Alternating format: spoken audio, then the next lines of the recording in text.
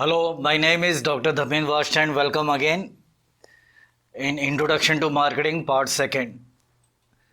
यदि मैं आपसे पूछूं कि मार्केट क्या है तो आप शायद यही बोलेंगे कि market is a collection of buyer and seller is a physical place where buyer and seller buy and sells the goods etcetera etcetera. You are right, आप सही हैं. यदि हम मार्केट के बारे में बात करें तो market traditionally a market was a physical place where buyer and seller gather to buy and sell goods. यानी ट्रेडिशनली हम देखें तो मार्केट एक फिजिकल प्लेस है जहाँ पे बायर और सेलर मिलते हैं, इकट्ठे होते हैं और सामान और सर्विसेज सेवाएं खरीदते और बेचते हैं. यदि हम एक सिंपल मार्केटिंग सिस्टम की बात करें तो इंडस्ट्री एक तरफ इंडस्ट्री रहती है, एक तरफ मार्केट रहता है. That is a collection of buyer, industry a collection of seller. Industry से हम कम्युनिकेट करते हैं टूवर्ड्स मार्केट. हम बताते हैं कि हमारे पास ये प्रोडक्ट है, ये सर्विसेज हैं और एट द सेम टाइम हम गुड्स एंड सर्विस भी प्रोवाइड करते हैं. उसके बाद हमको मिलता क्या है वहाँ से, यानी मार्केट से क्या मिलता है, कलेक्शन ऑफ बायर्स से हमें मनी मिलता है और इन्फॉर्मेशन मिलती है in terms of feedback. Feedback भी ज़रूरी है क्योंकि हमें मालूम होना चाहिए कि हमारे प्रोडक्ट में या हमारी सर्विसेज में क्या कमियां आ रही हैं और उसको कैसे सही किया जा सकता है. और इन्फॉर्मेशन यानी कि हम कुछ और डिमांड क्या बन रही है, हमारे प्रोडक्ट की डिमांड क्या बन रही है, प्रोडक्ट में क्या डेफिशिएंसी है और प्रोडक्ट को कैसे हम इम्प्रूव कर सकते हैं. ये इन्फॉर्मेशन भी हमें मार्केट से मिलती है. यदि ट्रेडिशनली हम देखें तो फार्मर्स जो है वो फसल उगाता है देन उसके बाद प्रोसेस होता है, देन उसके बाद प्रोसेस होने के बाद वो सामान होलसेलर के पास जाता है, होलसेलर रिटेलर को देता है और रिटेलर जो है एंड कंज्यूमर को देता है. ये पूरा एक मार्केट बन गया. यदि हम की कस्टमर मार्केट्स के बारे में बात करें तो देयर आर 4 टाइप्स ऑफ की customer market. That is consumer market, business market, global market and non profit and government market. Consumer market selling mass consumer goods and services such as soft drink, cosmetic, shoes etcetera. इसको हम consumer market बोलेंगे जहाँ पे हम सभी चीज़ें बेचते हैं, गुड्स और सर्विसेज बेचते हैं, जैसे कि सॉफ्ट ड्रिंक हो गया, आटा दाल चावल हो गया, इसको हम बेचते हैं, जिसको हम कंज्यूमर मार्केट बोलेंगे. दूसरा है business market. Buy goods in order to make or resell product to other at a profit. यदि जैसे मैन्युफैक्चरर जो है होलसेलर को बेच रहा है तो होलसेलर किसको बेच रहा है, रिटेलर को बेच रहा है, तो होलसेलर को हम क्या कहेंगे, बिजनेस मार्केट भी बोलेंगे. और जितने भी ऑनलाइन मार्केटर्स हैं वो भी बिजनेस मार्केट्स में ही आते हैं एक तरह से देखा जाए. क्यों? क्योंकि वो किससे लेते हैं, वो मैन्युफैक्चरर से लेते हैं. इसका मतलब वो क्या कर रहे हैं, रीसेल के लिए प्रोडक्ट ले रहे हैं. इसका मतलब वो they are included in business market. Then global market, जैसे नाम से भी लग रहा है कि selling goods and services in the global market place. हम पूरे एज ए सिंगल ट्रीट करें, वर्ड को सिंगल ट्रीट करें तो एक ग्लोबल मार्केट बन जाता है. यदि हम इस ग्लोबल मार्केट में प्रोडक्ट एंड सर्विसेज सेल करते हैं तो हम उसको क्या बोलेंगे, ग्लोबल मार्केट बोलेंगे. And the last one non profit and government markets. मैं आपको क्लियरली बता दूं कि गवर्नमेंट जो है सबसे बड़ी बायर है और सबसे बड़ी सेलर भी है. किसी भी कंट्री की जो गवर्नमेंट होती है वो सबसे बड़ी बायर भी है और सबसे बड़ी सेलर भी है.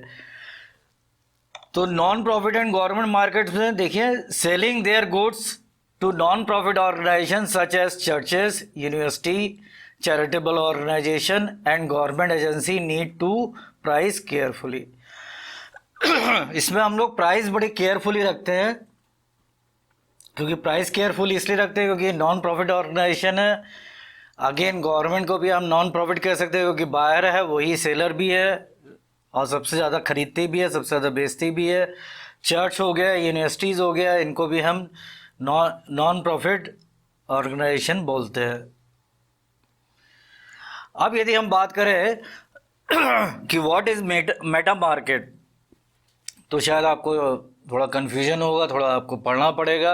लेकिन यदि हम यहाँ पे हम स्टडी करते हैं मार्केट प्लेस के बारे में, मार्केट स्पेस के बारे में और मेटा मार्केट के बारे में। तो सबसे पहले हम देखते हैं मार्केट प्लेस। तो market place is a physical such as a store we shop in. Market space is digital as when we shop on the internet. यदि हम मार्केट प्लेस और मार्केट स्पेस में डिफरेंस देखते हैं तो मार्केट प्लेस जो है दैट इज़ अ फिजिकल होता है, और हम स्टोर में जाके यदि हम परचेज करते हैं तो वो क्या कहेंगे, मार्केट प्लेस बोलेंगे। और यदि हम ऑनलाइन उसी सामान को ऑनलाइन मंगा लेते हैं या ऑनलाइन परचेज करते हैं तो हम उसको मार्केट स्पेस बोलेंगे, दैट इज़ डिजिटल।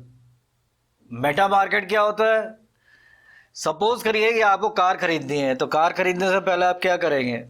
कार खरीदने से पहले आप शायद इन्फॉर्मेशन गैदर करेंगे, इन्फॉर्मेशन कलेक्ट करेंगे। इन्फॉर्मेशन कैसे कलेक्ट करेंगे?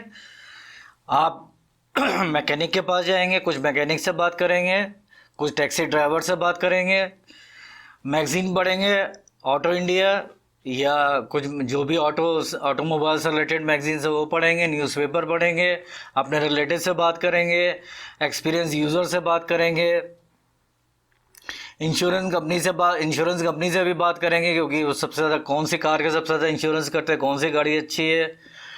वो सेकेंड हैंड ऑटोमोबाइल मार्केट में भी जाके देखेंगे कि हम मेरे जो भी मैं कार खरीदूं उसकी सेकेंड हैंड वैल्यू जो जब भी रीसेल वैल्यू जो है वो अच्छी हो। तो देखा जाए तो ये एक मेटा मार्केट बन रहा है।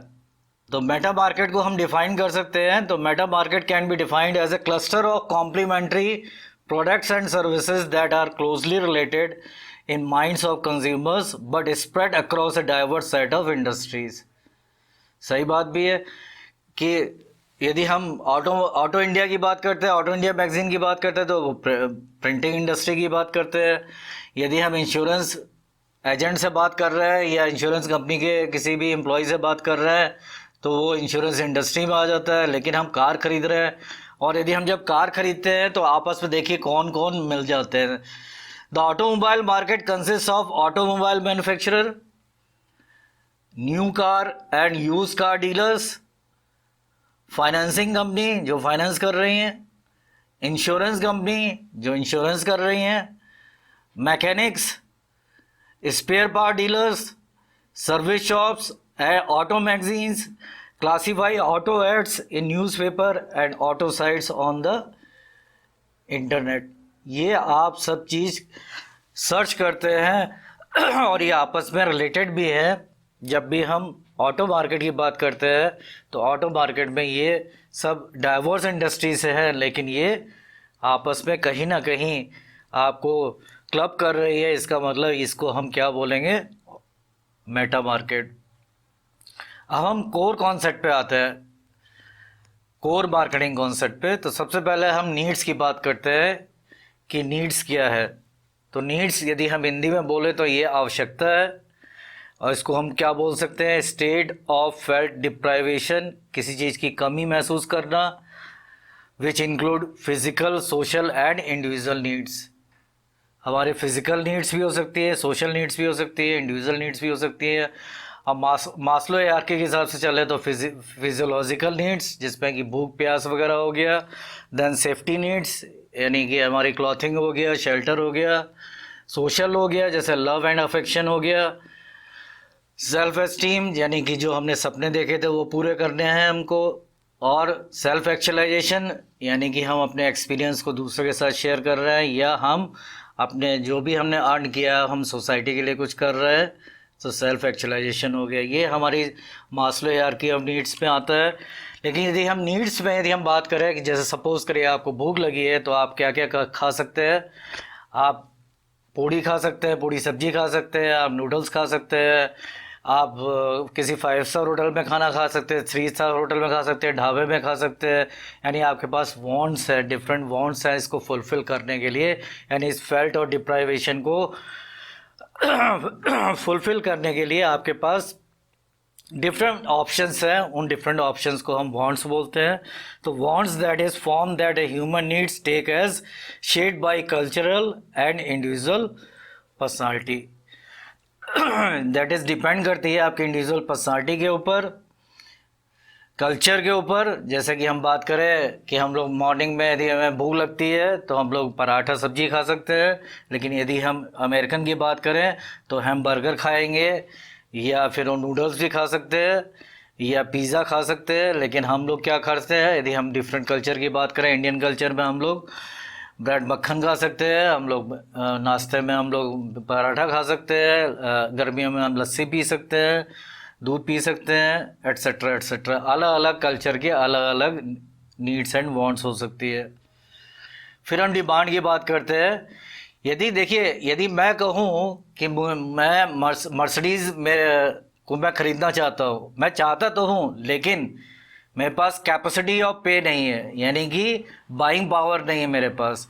यदि बाइंग पावर नहीं है तो ये डिमांड नहीं बन रही है, यानी कि wants plus demand, wants plus buying power that is equal to demand, या wants that is pressurized by or backed by capacity of pay that is called demand।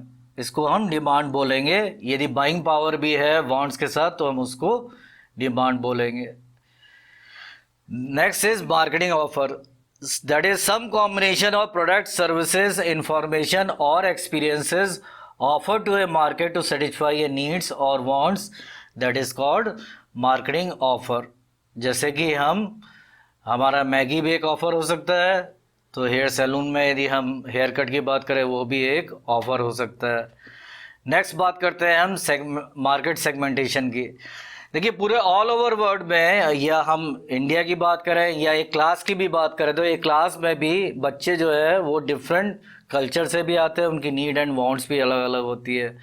तो एक पूरा क्लास एक हिट्रोजीनियस हो जाता है। यदि हम उसको छोटे छोटे होमोजीनियस मार्केट में हम कन्वर्ट कर लें तो वो एक सेगमेंट बन जाता है, यानी कि हम नीड्स एंड वांट्स के अकॉर्डिंगली छोटे छोटे होमोजीनियस मार्केट बना दें तो उसको हम सेगमेंट बोलेंगे, यानी कि divide the market into segments और customers, that is called market segmentation.